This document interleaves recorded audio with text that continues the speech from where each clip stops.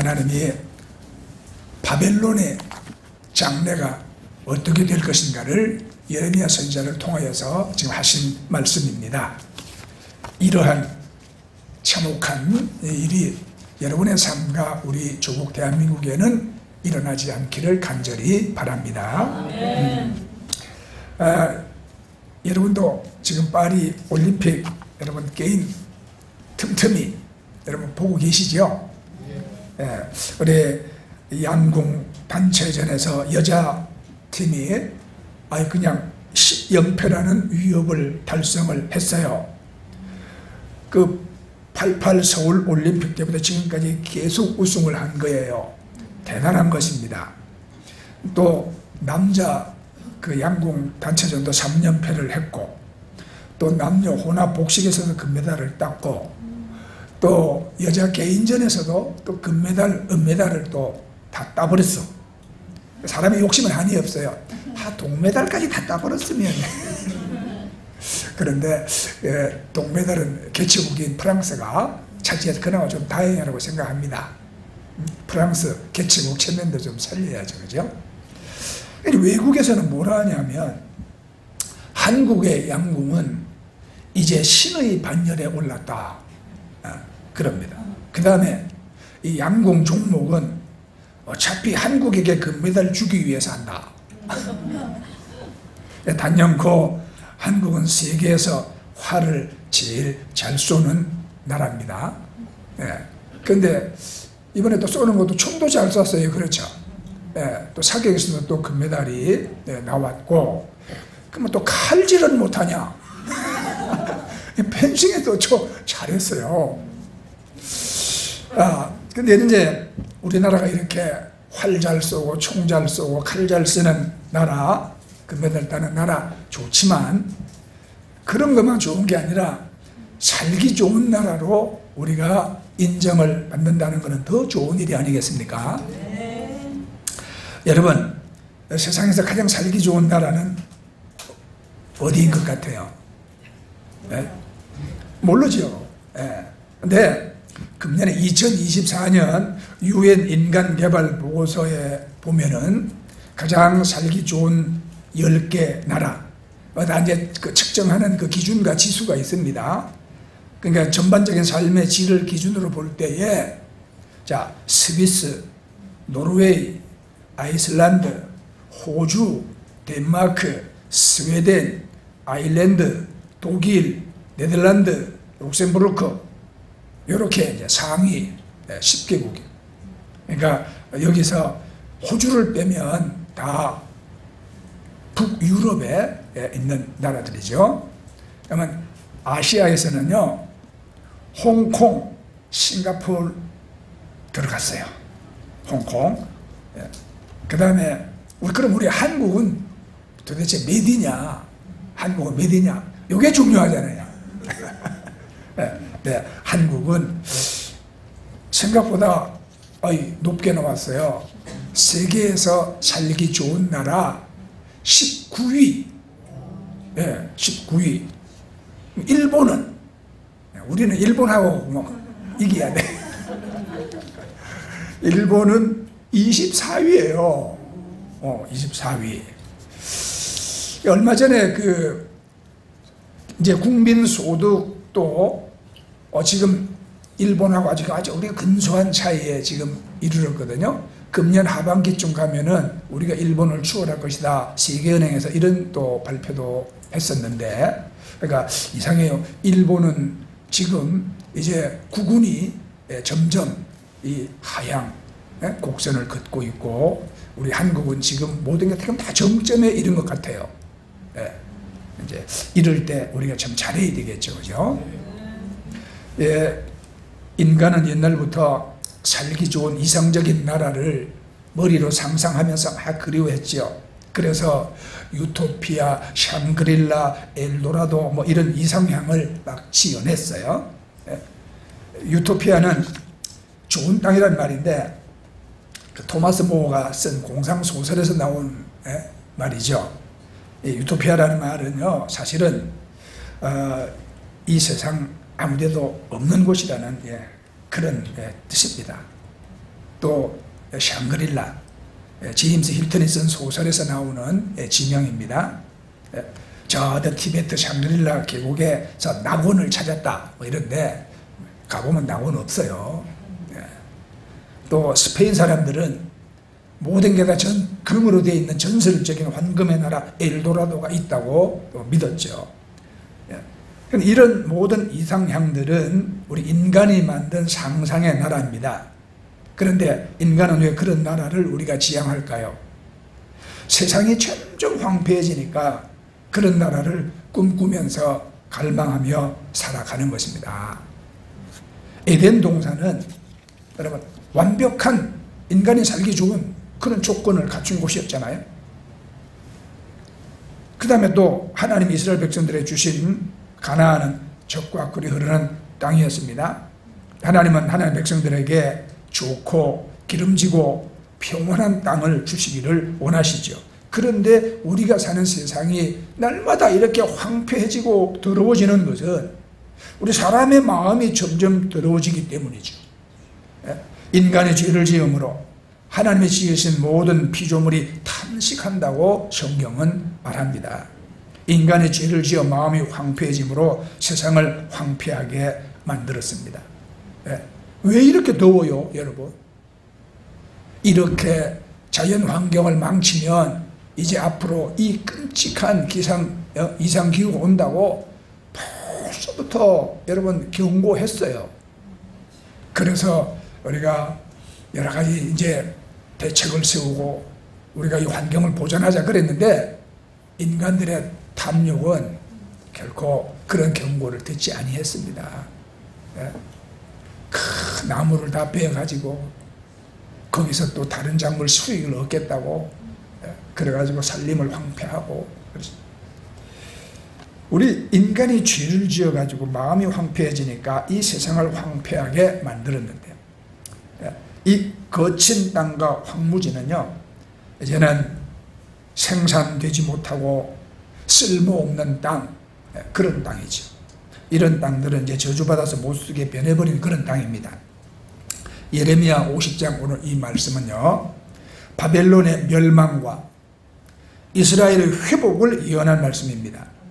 바벨론은 이스라엘을 멸망시키고 아주 세계를 삼킬 듯한 강력한 힘을 가진 나라였습니다. 그러나 하나님은 네가 지금 그렇게 강대하다고 자랑하고 네가 그렇게 보좌를 높이고 교만하고 전 세계가 네 발 아래에 있다고 네가 큰소리 치느냐? 그러나 하나님은 그 나라를 멸망을 시켜버리시고 짓밟힌 이스라엘을 회복시킬 것을 하나님은 예언을 하시는 거예요. 하나님은 강력한 힘을 가졌던 바벨론이라도 광야와 마른 땅과 거친 계곡과 황무지가 될 것이라고 주님 말씀하시거든요.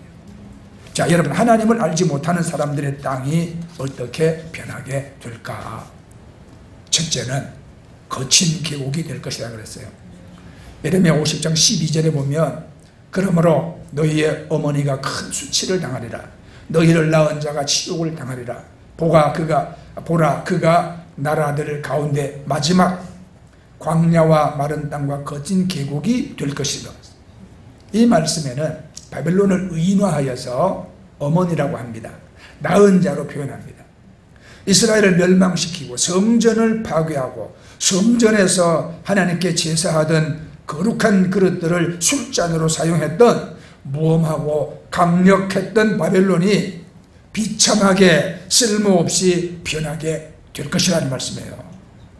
그리고는 지금 강대하다고 자랑하고 있으나 곧 작은 나라로 전락해서 이제 없어질 것이고, 이 강력한 나라였던 바벨론이 이제 나라들 가운데 꼴찌가 될 것이다 이 말이에요. 그리고는 광야와 마른 땅과 거친 계곡이 될 것이다. 하나님을 떠나면 초라해지고 왜소해지고 쓸모없고 보잘것없게 된다는 것을 말씀하고 있는 것입니다. 바벨론만이 아니죠. 우리가 이 고대 역사를 살펴보면 바벨론 이후에 메대와 파샤가 그랬어요. 페르시아 제국 그랬다. 그 다음에 헬라와 로마가 그랬습니다. 근대 역사도 마찬가지죠. 여러분, 소련이 무너지고 해질 날이 없다던 대영 제국도 여러분 그렇습니다. 하나님을 떠나 공의를 무시하던 나치 독일도 멸망했습니다. 우리가 인간의 힘만 의지하던 나라들이 하나같이 다 패망을 했습니다. 이 진리는 성경이 말할 뿐만 아니라 우리 인간이 살아온 역사가 증명하는 것입니다. 주님을 의지하는 것이 힘입니다. 여호와 하나님께 승리가 있습니다. 여러분, 지금 북한은 아주 심각합니다. 우리 대한민국에도 장마철에 집중호우로 비가 많이 쏟아져서 수해를 당한 곳이 또 있지만, 그러나 우리는 금방 다 극복해 나갈 것입니다. 근데 북한의 여러분 압록강 지역에 지금 어마어마한 비가 내려서 관측 이래로 제일 많이 왔다 그러거든요. 중국 쪽도 지금 수해가 커요. 그런데 북한은 더 수해가 많아. 치산치수 대비가 북한은 없었기 때문에 그렇겠죠. 그래서 뉴스에 본 대로 지금 압록강 그 일대는 물에 잠기고 수해가 어마어마하다는 거예요. 근데 물이 빠지겠지요. 물 빠지고 난 다음에 이제 문제거든요. 거기뿐만 아니라 황해도에도 우리 서울이나 임진강 파주 쪽에 비가 많이 올 때 강 건너면 거기는 이제 황해도거든요. 그쪽은 북한의 곡창 지역이에요. 황해도 연백평야 그쪽으로. 그쪽이 그냥 물에 다 잠겼어요. 이제. 그러니까 이건 뭘 말하냐면 이제 돌아오는 겨울에 북한은 감당하기 어려운 식량난에 봉착할 것이라는 말입니다. 그런데 상황이 왜 엄중하냐? 그동안에 먹을 것, 쓸 것 대줬던 지금 중국하고 관계가 아주 틀어져 있거든요. 이번에 우리가 7월 27일이 우리 한국전 휴전된 날이잖아요. 근데 북한에서는 자기들이 전쟁에 이겼다고 전승절이라고 큰 행사를 하거든요. 네. 해마다 중국에서 고위 관리를 파견하고 함께 그 정승절을 지켰는데 이번에는 중국에서 아무도 참여 안 했어요. 그만큼 지금 북한과 중국의 관계가 심하게 틀어져 있고 지금 멀어져 있다는 그런 반증이거든요. 그러니까 이제 김정일이가 유엔 식량기구에다가 벌써 식량 지원해달라고 요청을 했습니다. 국제사회에서 얼마나 도와줄지 모르죠. 근데 상당히 냉담합니다. 네. 왜냐하면 지금 곳곳에서 지금 전쟁이 터져 있고 앞으로 전쟁이 어떻게 또 확산될지 모르거든요. 그러니까 지금 북한에 별로 지금 관심이 없어요. 저들이 저 위기를 어떻게 감당할지 모르겠죠. 우리가 왜 저들은 저렇게 가난하고 굶주린 땅으로 변했냐? 우리 이걸 말씀드리고 하는 거예요, 여러분. 하나님을 외면하고 하나님 말씀을 무시하기 때문에 황폐해져 가고 있는 것입니다. 예, 점점 마르고 거칠게 변하고 있습니다.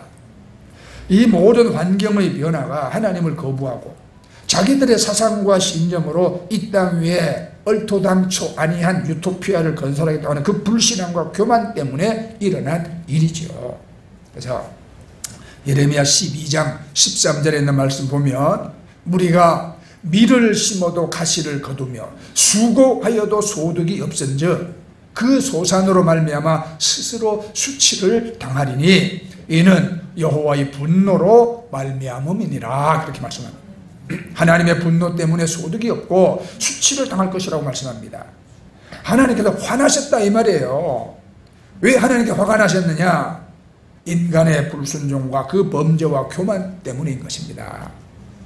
하나님의 법을 떠나 살고 하나님께 불순종을 하면 여러분 재앙이 임한다는 사실, 기근과 재난이란 사람의 죄가 만들어낸 죄의 산물인 것입니다. 하나님께 죄를 범하고 하나님을 멀리 떠난 사람에게 대한 하나님의 징벌을 요엘 선지자는 이렇게 말해요. 요엘서 1장 4절에 보면 팥중이가 남긴 것을 메뚜기가 먹고 메뚜기가 남긴 것을 느치가 먹고 느치가 남긴 것을 황충이 먹었도다. 거둘 게 없어. 거둘 게 없어요. 이런 것들이 다 먹어치우고 거둘 게 없어. 그러나 회개하고 여호와께 돌아온 자에게는 요엘서 2장 24절 2절 말씀 보면 마당에는 밀이 가득하고 독에는 새 포도주와 기름이 넘치리로다. 너희가 전에 너희에게 보낸 큰 군대 곧 메뚜기와 느치와 황충이와 팥중이가 먹은 횟수대로 너희에게 다 갚아주리라 말씀합니다. 여러분, 자기 재능을 여러분 의지하지 마세요. 자기 머리를 의지해도 안 됩니다. 우리가 하나님을 의지하면 농사도 잘 되고 우리 인간의 삶이 형통합니다. 우리나라는 산이 많잖아요. 그래서 아름다운 계곡도 많습니다. 여름에 시원한 물이 철철 흐르는 이런 계곡이 여러분 얼마나 좋은 피서지가 됩니까? 그런데 이런 계곡들이 물이 마르고 거친 계곡이 되었다. 여러분 그런 모습을 한번 상상해 보세요. 이런 계곡들이 물이 마르고 거친 계곡이 되어버렸다면 이건 그 자체가 저주입니다. 아름다운 계곡이 이제는 음침한 골짜기가 되는 것이죠. 하나님을 잘 믿고 의지하고 함께하는 사람에게는 사망의 음침한 골짜기가 없습니다.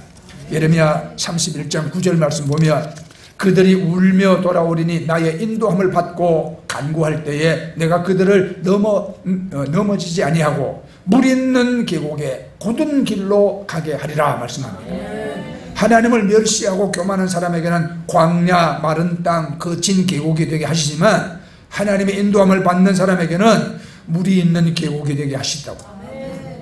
거친 가시밭길이 아니라 고전 길로 인도하시겠다고 하는 말씀입니다. 하나님 말씀을 순종하고 준행하여 여러분의 삶이 기름진 옥토 맑은 물이 흐르는 계곡이 되기를 저는 간절히 바랍니다. 자, 두 번째, 황무지가 된다고 말씀했어요. 예레미야 오늘 읽은 말씀 50장 13절에 보세요. 여호와의 진노로 말미암아 주민이 없어 완전히 황무지가 될 것이라 바벨론을 지나가는 자마다 그 모든 재난에 놀라며 탄식하리로다. 하나님을 거부하고 하나님보다 자신의 힘을 의지하는 교만한 나라는 황무지가 될 것입니다.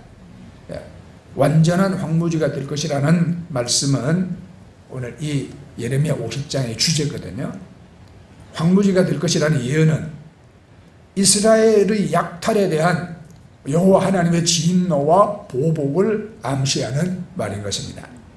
자, 하나님이 세상에 대한 심판이 어떻게 나타나느냐? 땅이 황무지가 되게 하는 것입니다. 우리 삶의 근거인 땅이 황폐하게 되고 기근이 심하게 되고 가뭄이 계속되는 것은 하나님의 심판입니다. 성경에 보면 가뭄이 땅을 황무지가 되게 하죠. 또 홍수로 말미암아 땅이 황무지가 되게 합니다. 메뚜기가 때로 나타나가지고 땅이 황무지가 되게 합니다. 또는 회오리 바람이 불어서 황무지가 되게도 하십니다. 하나님께서 만드신 자연은 하나님의 도구죠. 자, 이 모든 것이 땅을 향해서 진노하시는 하나님의 심판인 것입니다. 모세는 이스라엘 백성들을 애굽에서 구출하기 위해서 하나님의 명령을 따라 애굽에 갔지 않습니까? 백성들을 보내지 않으려는 그 바로에게 하나님이 10가지 재앙을 내리셨죠. 하나님께서 애굽에 내린 재앙 전체가 애굽을 황무지로 만드는 하나님의 심판이었습니다. 물이 피가 되고 개구리가 다 기어나오고 이가 생기고 파리가 날고 전염병이 그냥 온 땅에 돌고 사람 몸에는 악성 종기가 막 몸에 생기고 하늘에선 우박이 막 쏟아지고 메뚜기가 곡식을 다 초토화시키고 온 땅에 암흑이 있고 끝에는 처음 난 것들은 다 죽는 재앙이, 이게 애굽으로 하여금 황무지가 되게 했습니다. 그러니 바로 왕이 앞발 뒷발 다 들고 이제는 가라. 요엘서 3장 19절에 그러나 애굽은 황무지가 되겠고 에돔은 황무한 들이 되리니 이는 그들이 유다 자손에게 포악을 행하여 무죄한 피를 그 땅에서 흘렸음이니라. 그렇게 말씀합니다. 요엘은 하나님을 거역하고 하나님의 백성의 무죄한 피를 흘리게 한 애굽과 에돔에게 하나님의 저주를 선포합니다. 하나님의 백성을 괴롭힌 나라의 저주의 소리가 들려요. 여호와의 손이 치신다는 말이 있잖아요. 하나님이 손보신다는 말이야. 하나님의 자녀에게 징계하는 그 원수들에게 하나님은 반드시 심판을 하시는 것입니다. 반드시. 우리가 여러분 그 지상 낙원이라고 불리던 하와이 그 얼마 전에 여러분 그 화산 폭발로 인해 가지고 많은 사람이 죽었고 화산재에 덮인 주변이 황폐하게 되었습니다. 그 일본 사람들은 지금 그 도쿄에서 가까운 후지산이 폭발하지 않을까 매우 염려하고 있거든요. 저는 1994년도 3월에 이탈리아 그 폼페이에 가보았습니다. 여러분도 폼페이 멸망에 대한 그런 영화도 보신 적 있고 이야기 들으셨잖아요. 이게 주후 79년 8월 24일 정오에 그 베수비오 화산이 폭발을 합니다. 화산재, 화산암, 용암이 하늘에서부터 그냥 막 쏟아져 내려서 덮칩니다. 화려하고 번성했던 로마 제국의 도시가 그냥 멸망합니다. 그 폼페이는 로마의 아주 상류 계급들의 그 별장과 휴양지로 유명한 곳이었습니다. 그런데 그 화산의 폭발로 사람이 살지 못하는 황무지로 변해버린 것입니다.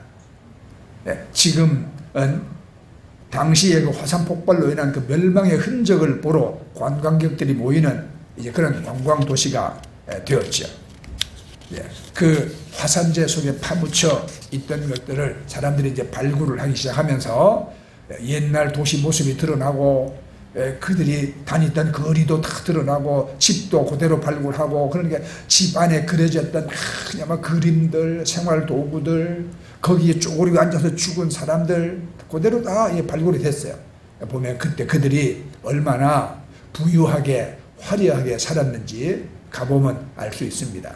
그러나 그곳은 정말 음란한 도시였고 하나님이 원하시는 의라든지 거룩이라든지 이런 것과는 반대에 있던 그런 당시였습니다. 오직 인간의 부와 인간의 쾌락만이 가득하던 그런 것. 하루아침에 멸망당했죠. 화산재에 파묻혀 버리고 말았습니다.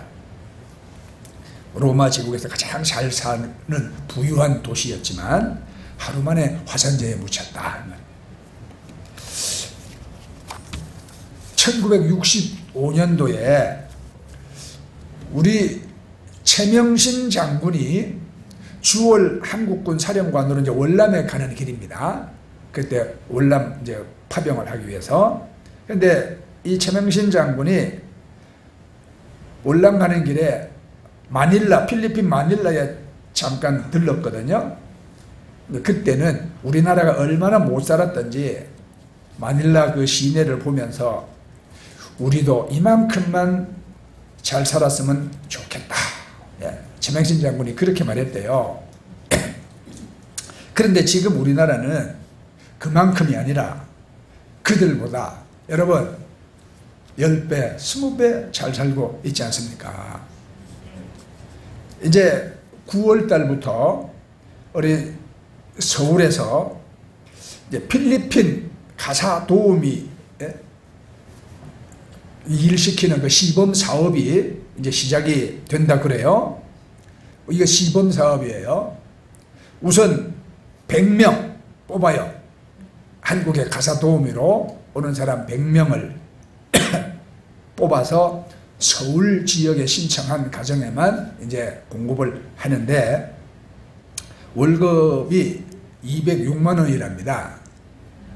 206만 원. 근데 이제 이 일은 아마 힘들 거예요. 집에 뭐 청소하고 뭐 빨래하고 뭐 음식도 만들고 그 다음에 가장 중요한 거는 아이들에게 영어도 가르치고 집에서 월급 206만 원이라는데 신청자가 100명 뽑는데 이제 벌써 1,500명을 넘었다 그래요. 요즘 뉴스를 보니까. 그러니까 지금 더 올라가겠지만 지금 현재까지 경쟁률이 15대 1이에요. 15대 1.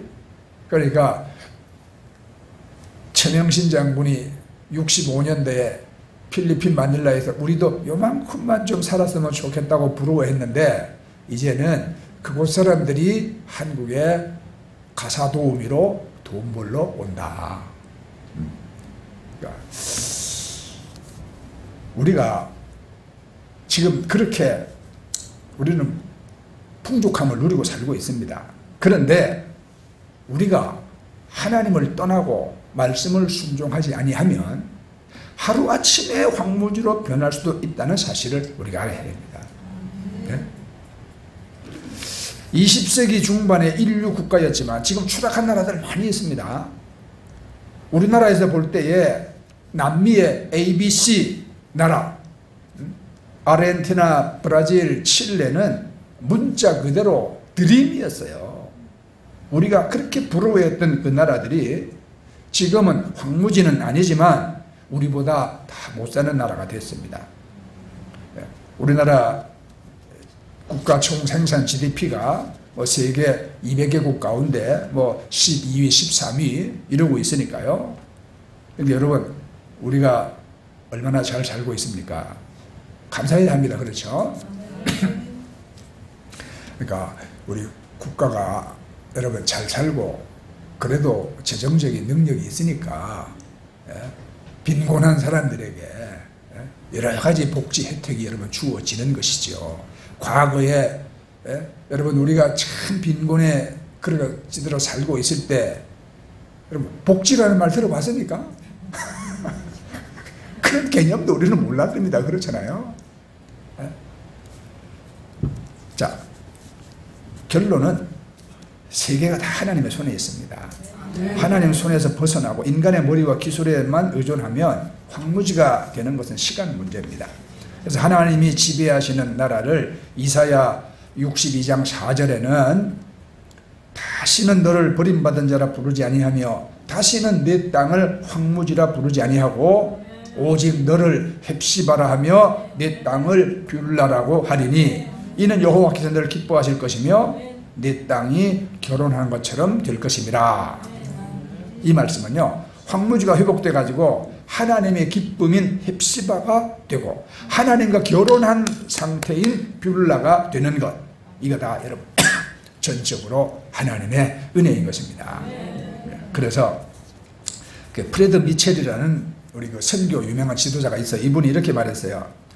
너무 바빠서 삶이 황무지로 변하지 않도록 주의하라. 여러분, 돈 버느라고 너무 바쁘면 안 돼요.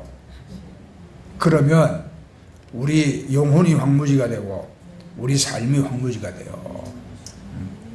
우리의 삶, 우리 마음이 황무지가 되지 않으려면 우리가 늘 하나님을 묵상하고 우리가 신령한 삶을 추구해야 하는 것입니다. 네. 자, 우리 영혼이 주님의 은혜로 늘 푸르면 우리의 삶이 결코 황무지가 되지 않습니다. 네. 이사야 35장 6절에 그때에 저는 자는 사슴처럼 뛸 것이고 벙어리에 흐는 노래하리니 이는 광야에서 물이 솟겠고 사막에서 시내가 흐를 것입니다.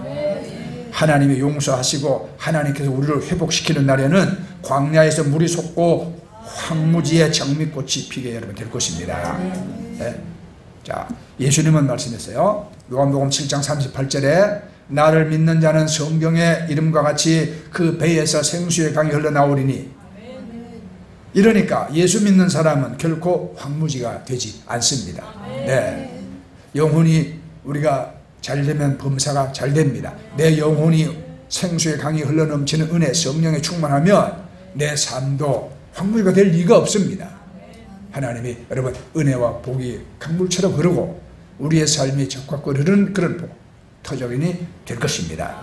자, 마칩니다. 여러분 모두 다 하나님 사랑하는 마음을 여러분 품으세요. 네. 그리고 이 하나님의 놀라운 은혜와 부어주시는 복 가운데서 여러분 무성한 숲이 우거지고 푸른 나무가 있고 물 많은 계곡, 그러한 삶이 되시기를 예수님 이름으로 축복합니다. 아멘. 네, 자 우리 찬송 드리겠습니다. 찬송가 242장